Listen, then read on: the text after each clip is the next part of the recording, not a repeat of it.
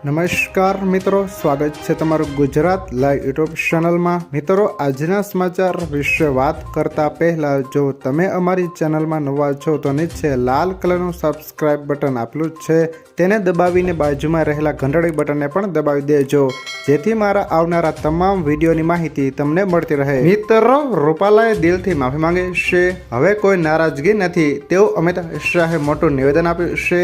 રાજકોટ લોકસભા બેઠકના ભાજપના ઉમેદવાર પરસોત્તમભાઈ રૂપાલા સામે ક્ષત્રિય સમાજ દ્વારા ચાલી રહેલ રાજ્યવ્યાપી આંદોલનના પગલે પરસોત્તમ રૂપાલાની ટિકિટ રદ કરવામાં આવે અથવા રૂપાલા જાતે ઉમેદવારી પત્રક પાછું ખેંચી રહ્યાના અહેવાલો વચ્ચે કેન્દ્રીય ગૃહમંત્રી અમિત શાહ સ્પષ્ટ કર્યું હતું કે પરસોત્તમભાઈ રૂપાલાએ દિલથી માફી માંગી છે, હવે કોઈ નારાજગી નથી। પરસોત્તમ રૂપાલા અને ક્ષત્રિય સમાજનો વિવાદ હજી શાંત થયો નથી ત્યારે કેન્દ્રીય મંત્રી અમિત શાહ ગુજરાતમાં છે।